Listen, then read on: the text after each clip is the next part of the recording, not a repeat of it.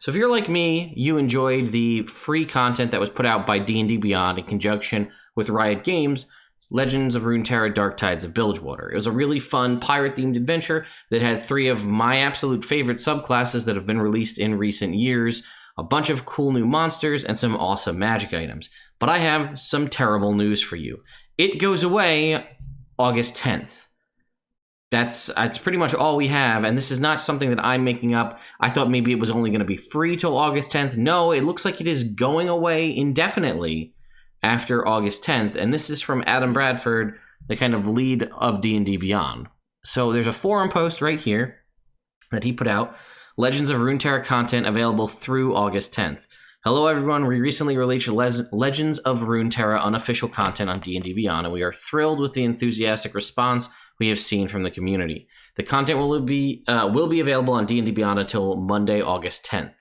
As with other content that gets removed and archived, existing characters using this content at the time of removal will be unaffected, but you will not be able to use it for new characters or add it to existing characters after that date. We will continue to explore ways to bring new and exciting content to D&D Beyond in the future. So one, if you have the capability to do so and have unlimited characters, or you really want to do it, absolutely go in and make a character right now and pick whatever, if you can, make 3 characters, choose each subclass so that you have it. Also pick one of them and add all of the magic items to their magic item list, equipment list, so that you have all the magic items as well. Because, apparently it's just going away. We don't really have any more, and maybe I'll scroll down a little bit, maybe we can find more information, but I don't appreciate that we don't know why. Maybe it's a licensing thing with Riot Games where they only had the content for a short period of time. If this is Riot that's pulling that, that's a really poor move on their part. A lot of people were excited just from the comments and the outpour I've seen from all of you in the comments on those videos. People love this and they want this, and now they're taking it away. I mean, it was free, so I guess, that's good too. But a lot of people are saying, is it temporary? Is there a way to keep it? Because again, what if you're using this at your physical table, not using D&D Beyond? There's no good way to export and print options from D&D Beyond. So I guess your options are screen print, save them all together, maybe compile them into a PDF and print that PDF, or copy and paste the text from D&D Beyond into a Word doc and then print that.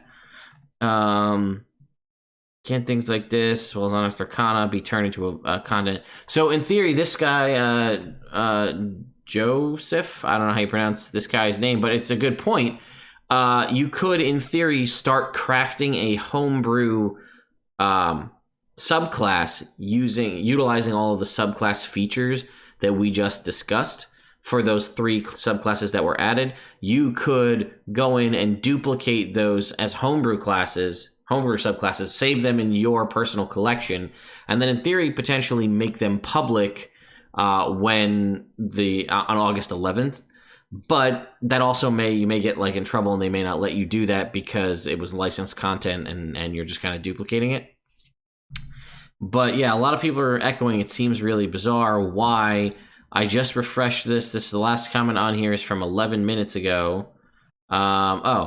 This appears to contradict previous statement about this content. Let's check this out. What does this say? Will we have access to this in perpetuity, or is this only for a limited time like how it was with Lost Mines of Phandelver? This will always be available for free. That is a direct quote from D&D Beyond 7 days ago. Because as we saw with the free content that was released from Wizards of the Coast Daily, certain things would be available on D&D Beyond for a limited amount of days, and then you have to go and pay for it. The way that I'm reading this, you don't have to go and pay for it. It just disappears. It didn't say this is only available for free until this date. It says it will be available until August 10th, and then it's gone. And again, as was pointed out in the end of that thread where I stood there by Arliss, this content will always be available for free. I guess if you really dive into the wording there, maybe it's always available for free if you make a character, then it's to you, but you still wouldn't have access to the adventure. You still wouldn't have access to the monsters or the magic items. So more importantly, before August 10th, if you have the ability, go and make a character. Like I said, 3 characters, each with the different subclasses, and add the magic items in. Maybe you can even add the monsters in your extras tab, so you'll still have access to those. I wasn't originally planning on covering Chapter 3, the adventure, and I'm not going to cover it in full, but now I am going to cover it to an extent because apparently it's just going to go away in 2 months' time. So I want it to exist somewhere on the internet. So if someone really wants to sit there and comb through my videos to gather all of that content, they can. But yeah, this is dumb. I'm not going to sugarcoat it. I think this is really stupid.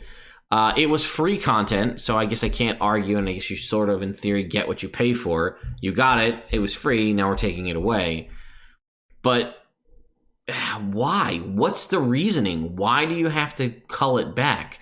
I'd be fine if they made the statement, it's available for free until August 10th, and then after August 10th, you can pay $5, $9, whatever it is to get access to this whole thing and have it available to you.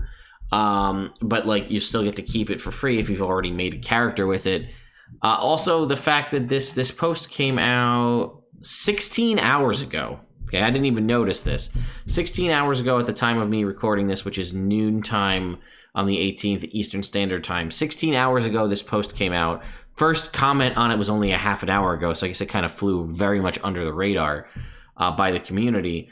And I'm a little shocked that there is no further updates from D&D Beyond to tell us why things are different and stuff like that. So I will have a link in the description to this D&D Beyond forum thread if you want to make comments on it or check it out for yourself. Start making a video before it can finally get uploaded to YouTube. Guess what? We get an answer on some of the questions I had about Dark Tides of Bilgewater. So Adam Bradford did respond to several of the questions in that thread, so here we go. Is there a reason it was not, was it mentioned in the original announcement? No, it was not. Did circumstances change? Yes, they have changed. While we intended for this content to be available indefinitely upon review, we are not able to do so. We take full responsibility for the miscommunication and apologize for the inconvenience. It would have been nice to have transparency here.